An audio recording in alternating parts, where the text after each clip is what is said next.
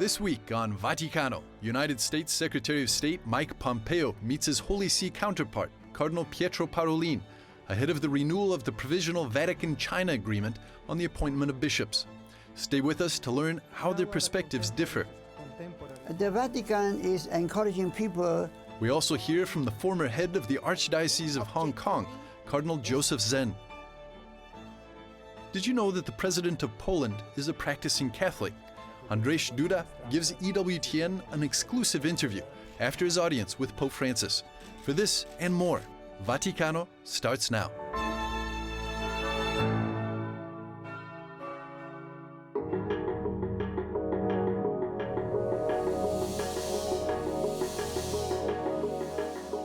Relations between the Vatican and China took center stage when U.S. Secretary of State Mike Pompeo visited Rome at the end of September.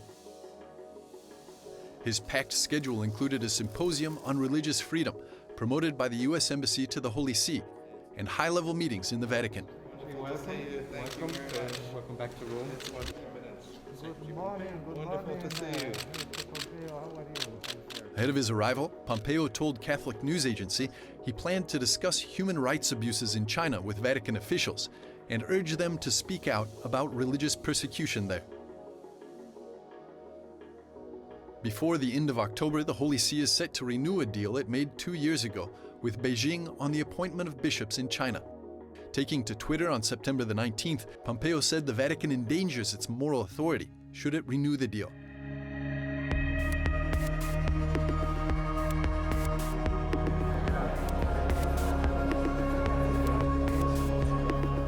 At the September the 30th Symposium on Religious Freedom in Rome, Pompeo called upon every faith leader, every man and woman of faith, and the Holy See to confront religious persecution in the world, and he stated that the future of religious freedom depends on this witness.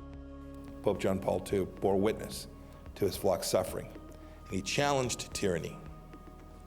By doing so, he demonstrated how the Holy See can move our world in a more humane direction, like almost no other institution. May the Church and all those who know that we are ultimately accountable to God be so bold in our time. May we all be so bold in our time. While Pompeo opened the event, Holy See Secretary of State Cardinal Pietro Parolin closed it with his own speech, affirming that defense of religious freedom and the promotion of peace is the core of Holy See diplomatic activity. He said the end game of the U.S. and the Holy See is the same, religious freedom in China, but that they have different opinions on how to achieve it. Responding to journalists, Cardinal Parolin said the Holy See sees its provisional agreement with China as a contribution to religious freedom. We are for the policy of small steps. With the policy of small steps, we believe that even if at the beginning it does not seem to give great results, however, it is a step forward towards the affirmation of greater religious liberty. Grazie mille. Parolin also said that the best forum for discussing differences of opinion would be their private meeting the following day in the Vatican. On October the 1st, the two secretaries of state met in the Vatican's Apostolic Palace. Though the meeting was private, the Holy See Press Office confirmed that discussion touched on the topic of relations with the People's Republic of China. But what is so controversial about the provisional agreement between the Holy See and China, signed in September of 2018? One criticism is that the actual text of the deal has been kept secret. What is known is that China and the Holy See both have a say in approving appointments of Catholic bishops in China.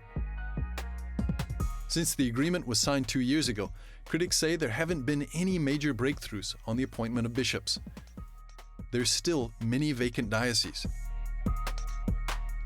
Proponents hoped the deal would bring greater unity between those Catholics belonging to an official state-sanctioned patriotic church and those from an underground church loyal to Rome. Cardinal Joseph Zen, though, says that it has left many underground Catholics feeling abandoned and betrayed. He says there's no trusting China's communist government. The former Bishop of Hong Kong points to the pastoral guidelines that were released in the wake of the provisional agreement signing.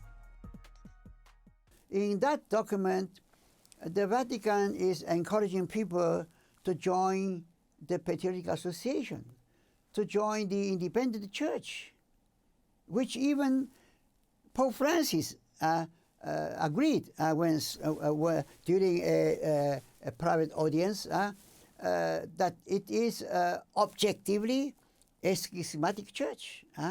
So I'm really surprised that there was no much voice about that agreement. Actually, I wrote a letter to all the cardinals. I didn't receive much response. I think that's terrible because the underground for so many years suffered so many things just to be faithful to the Catholic Church. But now they are invited to surrender. That's terrible.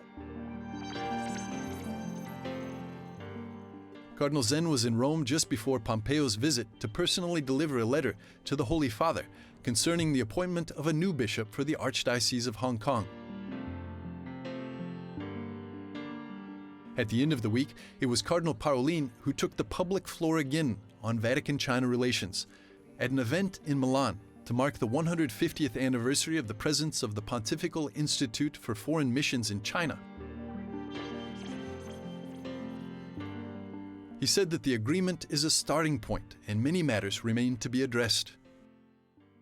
The agreement of the 22nd of September 2018 concerns exclusively the appointment of bishops. We are aware of the existence of many other problems concerning the life of the Catholic Church in China, but it has not been possible to address them altogether. I was and am aware that the provisional agreement between the Holy See and the People's Republic of China of the 22nd of September 2018 is only a starting point. 2 years is a very short period to evaluate the results of this agreement.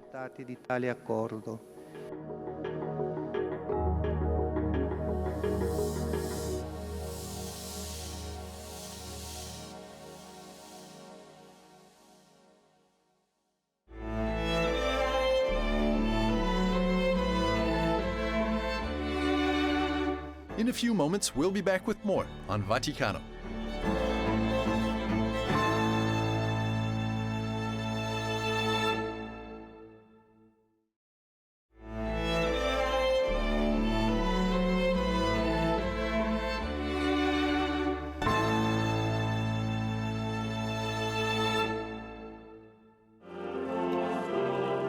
In 2015, this video went viral, showing the Polish president Andrzej Duda picking up a host that had been dropped at Mass and returning it to the priest at the altar.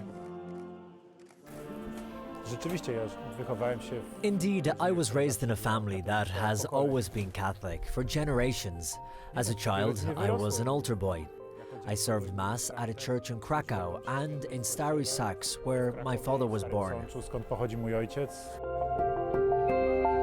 It's no secret that President Duda has a strong Catholic faith, not just in his personal life, but also in the policies for which he fights. You've made defending and promoting the traditional family a big part of your platform in Poland. You spoke about it with the Pope today, promoting the family.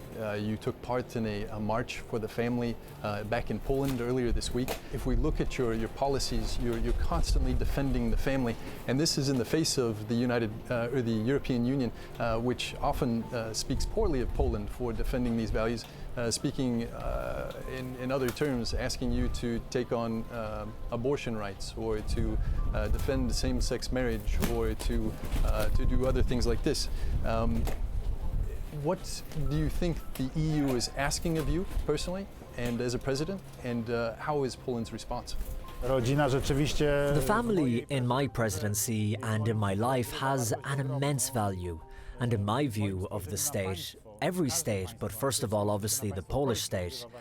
What is there to say but that there is no nation, no state without a family that has children, which in turn causes the renewal of generations, which means that the nation remains and it can create a state.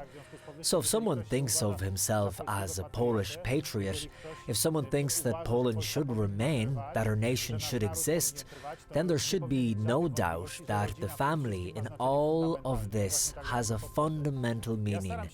Marriage, according to the Polish constitution, is a union between a man and a woman, and the parents have the right to raise the children according to their convictions. But I work, I serve Poland, that is my duty. And how politicians in other countries, other presidents approach this, that's their prerogative. And it's their societies who hold them accountable. That's my approach. And this is also a Christian approach. And this is, in my opinion, the most deeply correct approach. W moim przekonaniu zresztą najgłębiej słuszne. In the meeting with Pope Francis at the Vatican, the President and the Pope spoke about the importance of standing by the faith in the face of strong anti-Christian propaganda. It is simply our duty as people of faith to pronounce our values steadfastly, constantly and unceasingly, and try with all our strength to stem these other currents in which my conviction destroys the traditional family, destroy the human being as it is best understood. They disrupt traditional upbringing. I think we should pronounce our values despite everything, do our duty, and that's what I do. How are you working with neighboring countries to defend Christianity, also in places where it's persecuted? Many times, also in the European Parliament, I participated in passing various acts of declarative character, but also legislative ones pertaining to the defence of Christians, especially in the Middle East, where they are in danger, or in Asia, Southeast Asia. There are many such places where people are being persecuted for their religious beliefs. But Poland right now, as it's governed by the United Right Coalition, while I am president, we really pay close attention to that. We are now a member of the Human Rights Council. We pay attention to these issues. We were the non-permanent member of the Security Council of the UN, and a year ago we passed a resolution pertaining to those who are being persecuted for their religious beliefs. We stress this problem because we believe we have to talk about it. Tell me about your specific devotion to Saint Bobola and other saints in Poland. I can tell you openly that I was born on May 16th, 1972, which is the feast day of Saint Andrew Bobola. And, among other reasons, it was because it was the feast of Saint Andrew Bobola that my parents gave me the name Andrew, in order for Saint Andrew Bobola to be my patron saint. So there is this special attachment, and later I grew up in this particularly patriotic atmosphere. I was active in the Boy Scouts, who were very patriotic. St. Andrew Bobola was a man who died not only for the faith, not only was he violently murdered by Cossacks because he was a Catholic clergyman, but he also died for Poland and for Polish ideals. So you could say that he was a believer, a priest and a patriot. Człowiek wierzący, duchowny, ale także i patriota.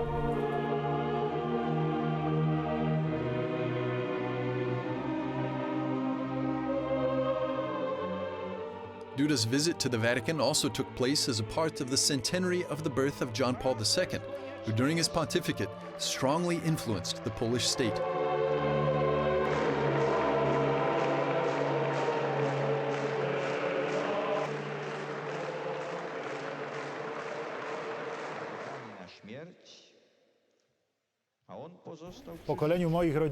During the dark time of communism in 1979, he came on a pilgrimage to Poland, and people gathered and saw that there were millions of them. And these millions of people were of faith, and they thought alike. They were listening to him at that time, and it was the beginning of the changes in Poland. After that, in 1980, Solidarność was created. This year we are celebrating the 40th anniversary of Solidarność, and that was the beginning of the end of communism. Despite the imposition of martial law, all of this could not be stopped. The Holy Father was here in Rome and was vigilant all the time, and that's how we have freedom, because of him. There's no doubt about it. Thank you, Mr. President.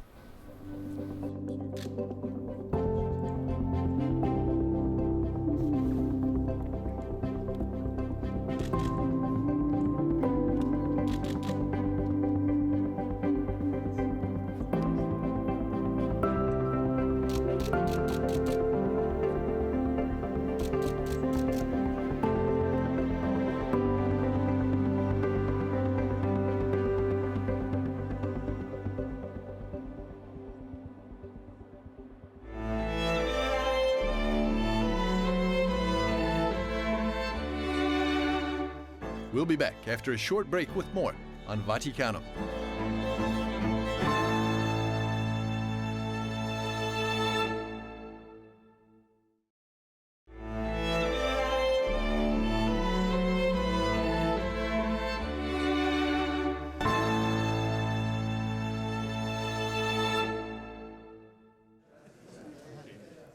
Also this year, despite coronavirus restrictions, the Schülerkreis was held in the Augustinianum's Patristic Institute, a few meters from St. Peter's Square.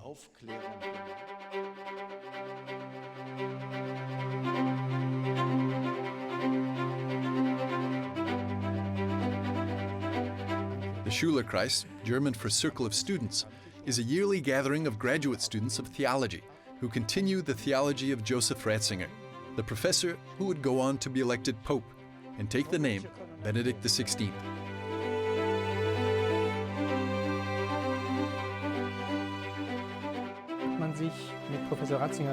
For years, Martin Rottweiler, head of EWTN Germany, has been following this annual event.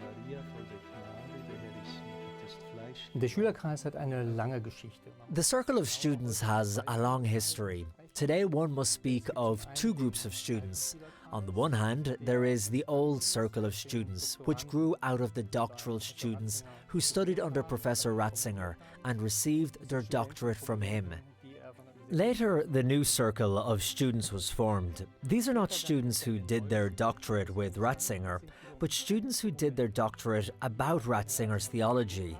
The two groups of students have been meeting regularly for some time now, and since last year, that is since 2019, for the first time there has also been a public event, a public symposium, which is primarily due to the initiative of the new Circle of Students.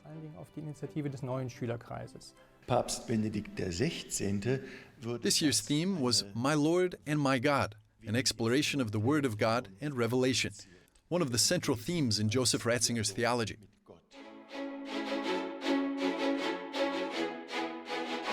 Indeed, young Father Ratzinger, as a theologian of the Second Vatican Council, played a substantial role in writing up the Council's dogmatic constitution, Dei Verbum. Rottweiler says this theme is worth discovering.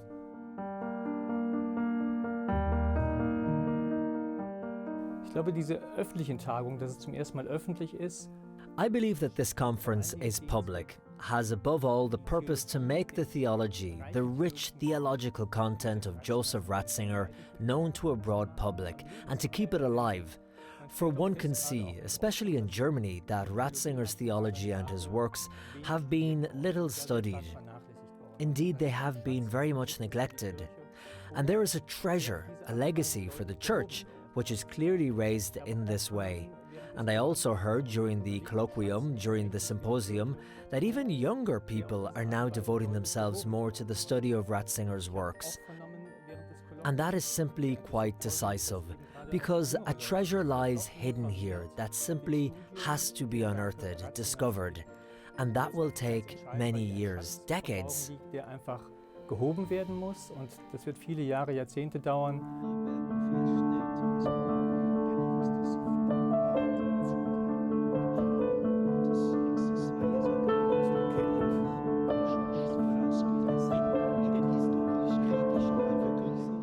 One of the most important addresses at the symposium was given by Cardinal Rainier Wölki, resolutely addressing a delicate topic that now divides the Church in Germany, that of the reality of life, which some theologians take almost as a third source of revelation. Offenbarung genommen hat. Cardinal Wölki really did examine this concept very critically, also with a view to the synodal ways that exist in Germany. and he questioned what actually stands behind this concept of the reality of life and how it is to be interpreted. Und wie er zu deuten ist. Ich bin gerne bereit, I am willing to engage in a dialogue about the realities of life. I am not prepared to do this against the living tradition of the Church. This distorts the Word of God. This makes dialogue with God impossible, which should lead us to a real happiness and true joy.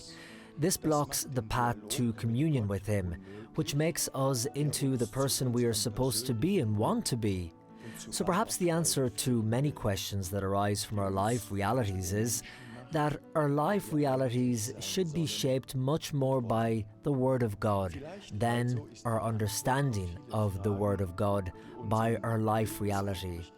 So perhaps the answer to many questions that arise from our life realities is that our life realities should be shaped much more by the Word of God than our understanding of the Word of God by our life reality. unserer Lebenswirklichkeit. This clear style of defending revelation was set forth by their teacher, Cardinal Ratzinger, Pope Emeritus Benedict XVI, who's still very much on their minds. Besondere Atmosphäre, also diese hohe Wertschätzung. It was a special moment, that is, this high appreciation for the teacher, not only for his scientific achievement, but also for the example he set for himself, his humility, his clarity of thought, and his genius. Der lebendige, gütige und dreieine Gott, der Vater, der Sohn und der Heilige Geist. Amen. Guten Abend und schönen Sonntag. It was the first time that EWTN Germany broadcast this event live. As Archbishop Georg Ganswein, private secretary to Pope Emeritus Benedict, let Martin Rottweiler know afterwards, Benedict watched the broadcast with great interest and gratitude.